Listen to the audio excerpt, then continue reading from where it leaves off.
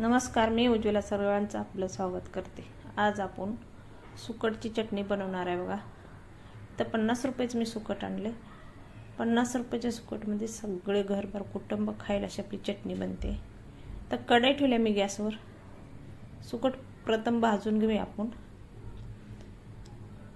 खमंग असं भाजून घ्यायचं, खाली ताटात कचरा राहिला।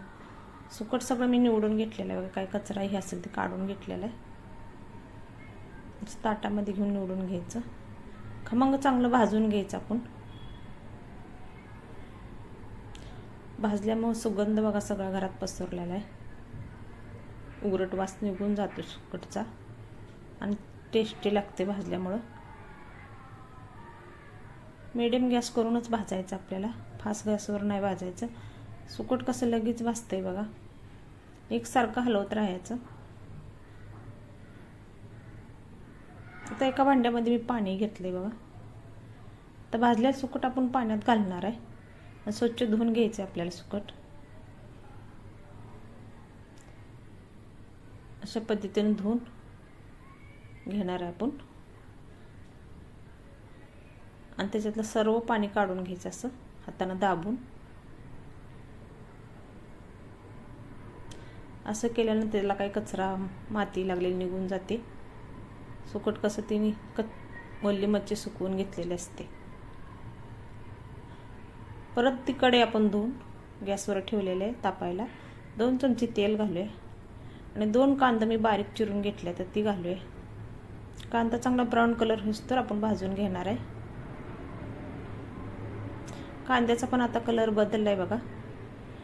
आपण 2 टमाटे घेतले ती बारीक चिरून, ती घालूया। कांदा टमाटो चांगलं परतून घेऊया आपण। हळद घालूया पाव चमचा। गरम मसाला घातला 1 चमचा मी।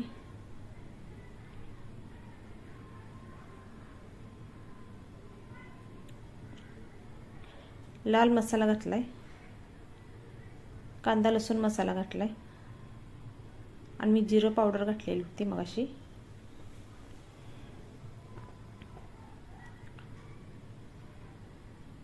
सर्व मसाला पण चांगलं कांद्यासंग परतून घे। ही खोबरं लसणाची आणि कोथिंबीरची पेस्ट आहे ती घातली आहे मी। आणि आपण मसाला आपला कढईला चिटकणार म्हणून थोडंसं पाणी घालूया आपण। नंतर आता सुकट घालूया आपण धुवून घेतलेलं। खूप टेस्टी ही सुकटची चटणी होते बघा। तुम्ही एकदा नक्कीच बनवून बघा अशा पद्धतीने एकदा। अगदी सोपी पद्धत आहे, जास्त मसाला पण लागत नाही। तर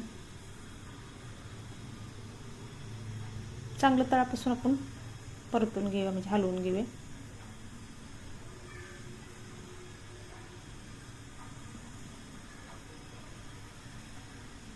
मिक्स करून घ्यायची।